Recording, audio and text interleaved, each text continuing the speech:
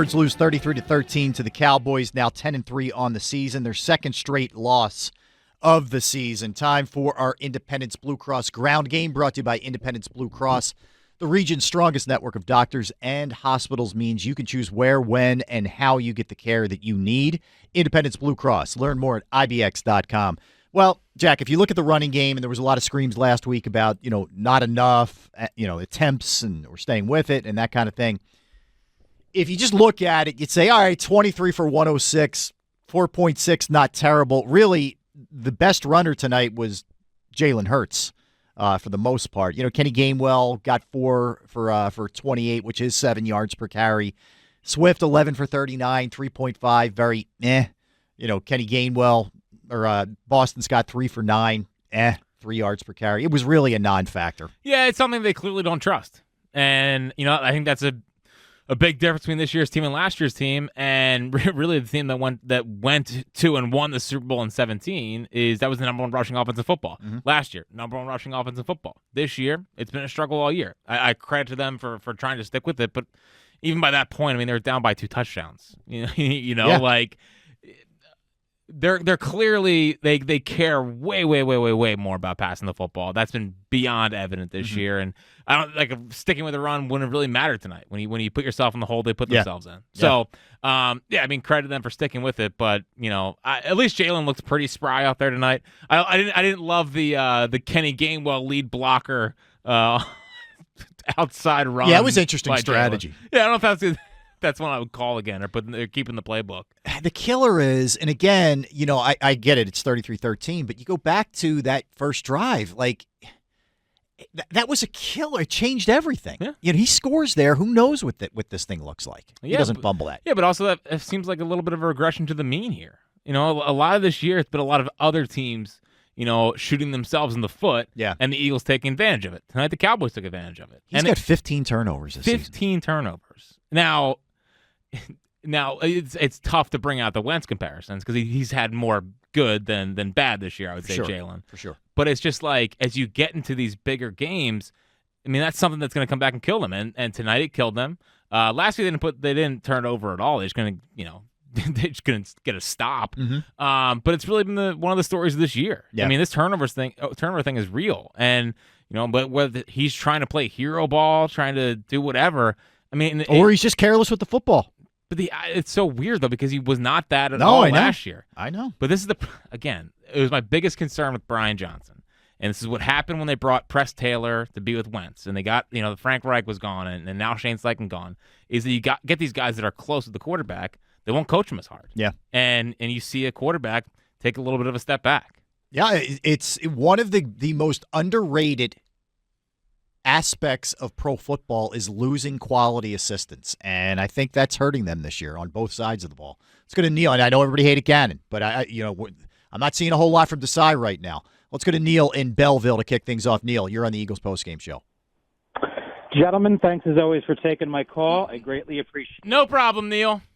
Calling this loss ugly would be an improvement. This was putrid. It was disgusting. And here's what we're learning about this Eagles team very quickly. You talked about pride. There's an old saying, pride cometh before a fall. And you're noticing that when these elite teams, San Francisco just flat out beat us last week because they out-schemed us and they had an incredibly accurate quarterback that distributed the ball. This week, we got out-physical in the trenches. Their defense was just so much more physical, faster than the quarterback. And they basically beat us at our own game and made us look bad at what we're supposed to be best at. And teams aren't stupid. We have a linebacking core that's pretty much off the street. Look at what Jake Ferguson did tonight. That guy's an emerging star. They use the middle of the field really well.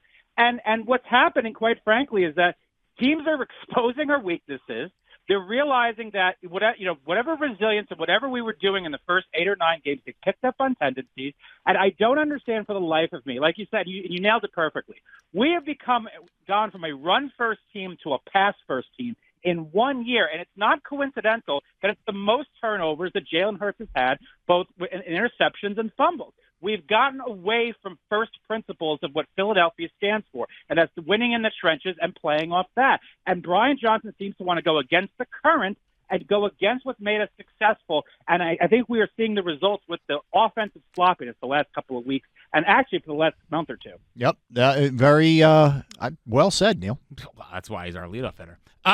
But Neil brings up the trenches, and I think that's important to bring up too, because this Eagles defensive line, I thought Fletcher Cox, he was awesome. Has tonight. he been their best defensive lineman this year? Yeah, I thought Fletcher was excellent tonight. I think he's had an excellent year. Can I just say, I'm really tired of hearing how tired they are. Yeah. I'm sick of this. Yeah, it's ridiculous. Jalen Carter and Jordan Davis are, what are they, 22, 23 years old? Milton Williams is young. Yeah. Josh Sweat's young. Fletcher Cox, okay, I'll buy it, but he's been awesome. If you wanted to throw me Fletcher Cox, okay. But I'm so sick of hearing. Fletcher's been the best one. No, I know. I'm saying I know. He's like, I don't want to hear how tired the young guys are when the 30-some-odd year, 10-year veteran is still delivering every game. Like, this is the NFL. It's not college. You don't play 13 games. I don't want to hear anymore. You're tired. Well, guess what? You got a lot more football to play here. Well, and also get off the field. I mean, the worst. Make a stop. The worst third down defensive football and the pass rush, which this team's supposed to be built in the trenches. They can't get home on third down. No, they can't get home. I mean, the worst. They have the worst sack rate in the league on third down. Yeah, this is supposed to be a core principle of this team. Shio Kapadia had the great stat with you guys, right? So it's unbelievable that they're getting on third down. They're getting sacks 5.1% of the time, by far the worst in the league. Not even close. Josh Sweat hasn't, I feel like, sniffed the quarterback in the last couple of weeks. We love him. Where's Brandon Graham? I know he doesn't get a ton of snaps, but you got to make plays, man. Well. So Brandon Graham's obviously a little bit older. Hassan Reddick's still really good. Sweat is kind of taking a step back. Who's the fourth best pass rusher? They keep trying to put Nolan Smith out there. He can't play. He's not. Yeah, he's not. He's too small. No. I mean, he's way too small. Mm-hmm. And the linebackers can't blitz. I mean, no. They can't get home. I mean, they cannot get home. And to go, even further, James Bradbury can't cover you, Rob. No, I think if you went out there and tried to run around against James Bradbury, you'd beat him. I don't remember a drop off like this. Like, he has fallen. You know what it reminds me of? It reminds me off of the cliff. It reminds me of a running back. Like when a it running does back, feel like that. Like, just loses it. Like, Slay's been fine. I know everybody wants to dump on Slay all the time. He's just so annoying. I agree with you, but he's been fine. I'm not telling you he's been great or Pro Bowl worthy, but he's been fine.